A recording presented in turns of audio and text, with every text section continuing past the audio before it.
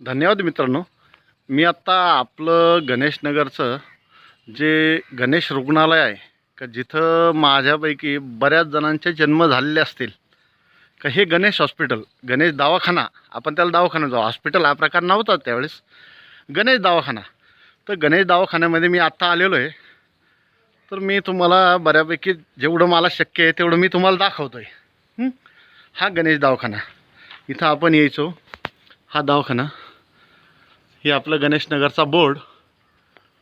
मग आपण आता ह्या गणेश दवाखान्यात जाऊया. हा आपला गणेश दवाखान्याचा कॉरिडॉर. ह्या कॉरिडॉरमध्ये आपण फिरायचो. त्यावेळेस इथं माती असायची आणि आता हा कॉरिडॉर ह्या पद्धतीने डेव्हलप झालेला आहे. तर आपण प्रथम बघूया.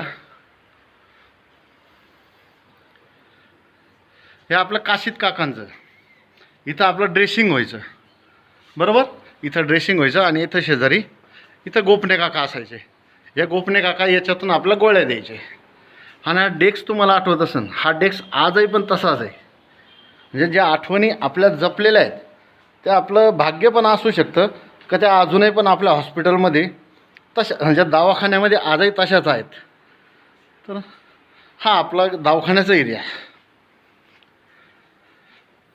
तर मी आता फिरतो आहे, तुम्हाला दाखवतो आहे. ह्या खोल्या मला वाटतं कोणी ह्या खोल्यांमध्ये गेलं नसेल, कारण ह्या खोल्या नेमक्या ॲडमिट करण्याच्या होत्या त्यावेळेस. इकडं ॲडमिट असायचे, इकडच्या बाजूला पण ॲडमिट असायचे. ह्या ॲडमिट करण्याच्या खोल्या होत्या. इकडं एक्सरे रूम होता. ह्या शेजारी आपल्या लहारे काकांचा एक्सरे रूम होता.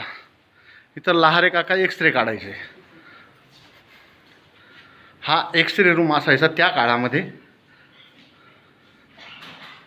आता बघूया आपण ह्या हॉस्पिटलमध्ये.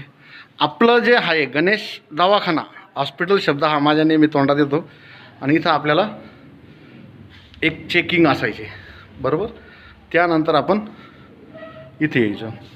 इथं आल्यानंतर इथं आपलं केस पेपर काढायचो आपण. म्हणजे ह्या जागेवरून यायचो. मी आता तिकडनं आलो, मी आता इकडनं जातो, बरोबर. इथं आपण केस पेपर काढायचो. इथं केस पेपर काढत असताना बबनराव कोरडे मामा, हे बबन कोरडेंचे वडील कोरडे मामा इथं असायचे. नंतर